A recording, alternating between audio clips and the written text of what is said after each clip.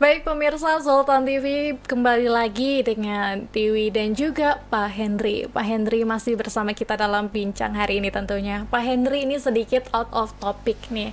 Kita lihat banyak sekali sekarang lagi-lagi panggung dunia hiburan mengungkapkan kasus-kasus penangkapan penyalahgunaan narkoba.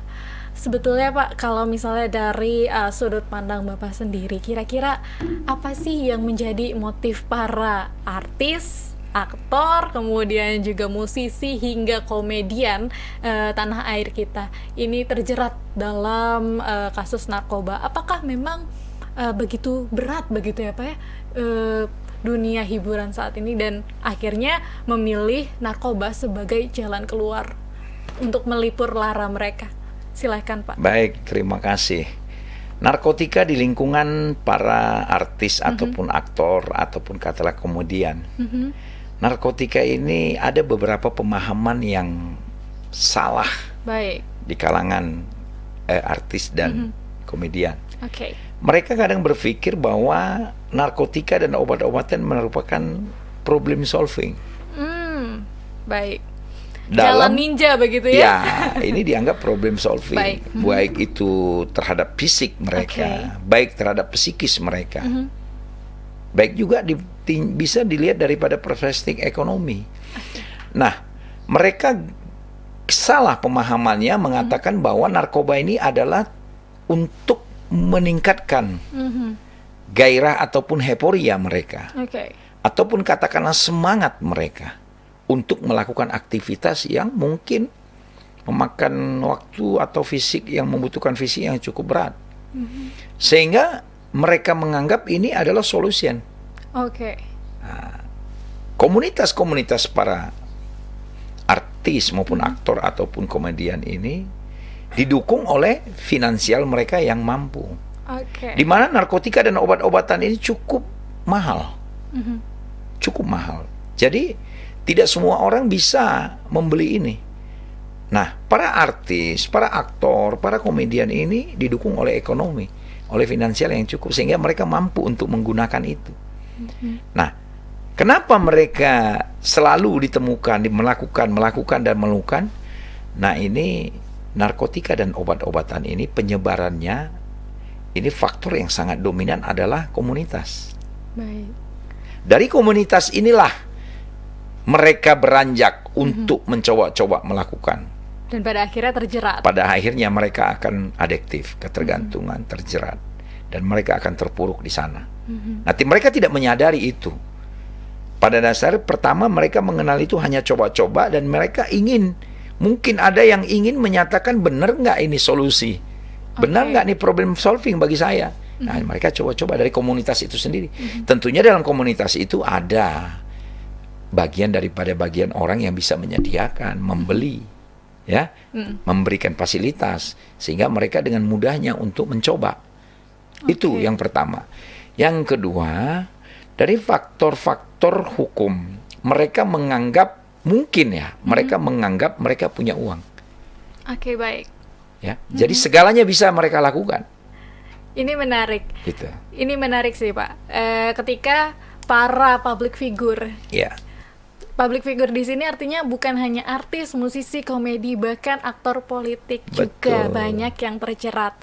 Dan banyak juga menjadi pertanyaan masyarakat ketika mereka ditangkap. Apakah akan ada penanganan khusus, di treatment secara khusus karena katanya mereka ini kan punya privilege dan yang tidak dimiliki oleh semua orang begitu. Dan selain itu juga ternyata bukan hanya faktor mereka ada di panggung hiburan, mereka ada di panggung politik dan lain sebagainya, bukan itu. Tapi yang menentukan akses untuk kepada narkoba yang sangat mudah itu adalah komunitasnya yang begitu ya Pak ya, lingkungannya. Nah, ini gimana ini Pak menjawab pertanyaan-pertanyaan masyarakat yang apakah mereka setelah ditangkap mendapat treatment khusus ketika mereka memiliki privilege lebih dibanding yang lain? Atau apa tahapan-tahapan selanjutnya begitu Pak? Baik, terima kasih. Para pemirsa Sultan TV. Di dalam penanganan perkara tindak pidana narkotika ini tentunya adalah penanganan yang spesifik. Karena kasusnya pun spesifik. Extraordinary. Nah, kasus narkotika dan obat-obatan ini secara hukum, kalau kita melihat dari perspektif hukum, hukum itu berlaku pada siapa saja. Tidak ada perbedaan. Di mata hukum kita semua sama. Tetapi penanganan kasus-kasus penyalahgunaan dan peredaran gelap narkotika ini ada teknik-teknik pemeriksaan secara treatment khusus. Kita melihat secara psikologi. Ketika seseorang yang kita periksa masih dalam pengaruh obat-obatan, tentunya kita tidak bisa melakukan secara objektif. Maka hasil yang kita harapkan itu tidak akan objektif karena mereka masih dalam pengaruh narkotika dan obat-obatan itu. Maka kita lakukan secara khusus. Mereka kita treatment dulu, kita bina dulu, kita secara psikologi sehingga mereka kembali normal, tidak di bawah pengaruh obat-obatan dan makanan. Baru kita lakukan proses itu.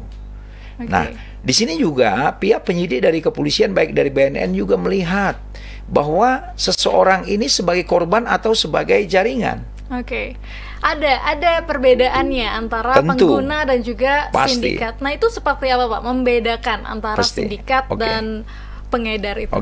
Di Undang-Undang 35 tahun 2009 itu ada pasal yang menyatakan seseorang sebagai korban penyalahgunaan narkotika dan obat-obatan wajib direhabilitasi. Itu satu pasal. Nah, yang membedakan seseorang ini sebagai korban atau sebagai sindikat. Itu ada perbedaannya. Itu setelah di asesmen nanti akan kelihatan bahwa orang ini sebagai korban atau sebagai penyalahguna atau sebagai sindikat. Melalui asesmen tadi bisa dibedakan. Jadi itu beberapa pertanyaan, baik itu pertanyaan langsung maupun nanti kita lihat mereka di treatment secara psikologi. Jadi ada tahapan wawancara juga. Ada tahapan wawancara. Itu ada tahapan-tahapannya. Nah, yang melakukan asesmen juga bukan hanya BNN. Ada dari pihak penyidiknya sendiri kepolisian, ada dari pihak jaksa sebagai penuntut umum. Dan juga ada dari kesehatan dan psikologi. Jadi banyak elemen yang akhirnya bisa memberikan nilai begitu. Betul sekali. Justifikasi bahwa apakah orang tersebut masuk kategori pengguna, penyalahguna, bahkan sindikat atau pengedar begitu ya, Pak ya. Baik. Ini ada pertanyaan dari pemirsa di rumah ini melalui kanal YouTube kita, Pak, di Sultan TV. Nah, ini salah satu pertanyaannya adalah apakah para pengguna di kalangan anak muda saat ini di Provinsi Banten khususnya semakin banyak? Jika iya, bagaimana sih cara kita untuk memproteksi diri supaya terhindar dari jeratan narkoba itu? Baik. Pada umumnya dari hasil penelitian kita masih menggunakan data yang lama ya. Dan data terupdate kita belum terima, tetapi kita sudah melakukan evaluasi pada tahun 2021 akhir kemarin bahwa peredaran dan penyalahgunaan narkotika ini bisa dikatakan masih terjadi peningkatan. Masih terjadi peningkatan dan penyebarannya. Nah, oleh karena itu, langkah yang kami lakukan adalah kami tetap melakukan edukasi, tetap melakukan penyuluhan, pencegahan ini kita lakukan di setiap saat kita lakukan evaluasi. Nah, kita melakukan penyuluhan, memberikan edukasi kepada masyarakat, baik itu ke sekolah-sekolah, ke kepemudaan, kepada komunitas-komunitas anak muda, ya, kemahasiswaan, itu kita lakukan. Untuk apa? Menekan penyalahgunaan ini dan peredaran ini. Nah, kita mengedukasi mereka. Tentunya kita harus sampaikan yang saya ulangi lagi, yang sudah terlalu saya sampaikan, dampak buruk daripada penyalahgunaan narkotika dan obat-obatan ini harus kita sampaikan kepada individu. Nah, untuk melakukan pencegahan atau mengantisipasi, membentengi diri kita dari penyalahgunaan narkotika dan obat-obatan, yang pertama kita harus menguatkan diri dan mendekatkan diri kepada Tuhan. Baik. Setiap manusia harus memahami itu dan mengerti betul bahwa narkotika dan obat-obatan ini adalah barang haram yang tidak boleh dikonsumsi. Itu harus kita pahami bersama. Jadi tingkat religi kita itu sebagai antisipasi benteng daripada kita untuk menghindar daripada narkotika dan obat-obatan. Yang kedua, kita harus memahami betul 4 dampak buruk narkotika dan obat-obatan. Apa aja itu, Pak? Dampaknya yang pertama, dampak buruk penyalahgunaan narkotika itu adalah dampak secara fisik. Secara physically, orang yang ketergantungan dengan narkotika dan obat-obatan akan terjadi penuaan secara dini. Sebab narkotika dan obat-obatan ini apabila dikonsumsi, dia akan mengintervensi seluruh fungsi saraf yang pada tubuh kita. Sehingga fungsi saraf itu tidak lagi bisa difungsikan sebagaimana fungsinya. Nah, dia akan stuck, tidak berfungsi. Oleh karena itu terjadilah penuaan secara dini. Usia 20 tahun, karena dia mengkonsumsi narkotika yang sudah rutin dan adiktif, maka akan terlihat secara fisikly, dia berumur sekitar 30-40 tahun. Perbedaan sangat jauh. Itu dampak fisik. Kemudian dampak kedua, penyalahgunaan narkotika dan obat-obatan ini adalah dampak secara psikis. Secara kejiwaan. Seseorang yang mengkonsumsi narkotika dan obat-obatan yang sudah adiktif, maupun yang mencoba-coba, yang ketergantungan, itu akan terjadi perubahan perilaku. Yang tadinya orangnya malu-malu, ceria, dan dia selalu aktif, ini menjadi tertutup. Justru jadi tertutup. Tertutup. Bukan jadi agresif. Bukan ya, jadi agresif. Tapi ada beberapa yang membuat pengguna menjadi agresif. Ada. Dari psikologi tadi, ada juga yang membuat seseorang menjadi agresif karena sensitivitas. Murah tersinggung, murah emosi. Ini yang membuat dia menjadi agresif. Jadi kepada setiap orang yang sebagai pengguna itu, dia berpikir bahwa dirinya ada rasa ketakutan untuk diketahui. Nah, setiap orang yang membicarakan yang bersangkutan langsung mungkin merasa tidak nyaman, mungkin merasa tersinggung, mungkin merasa emosi.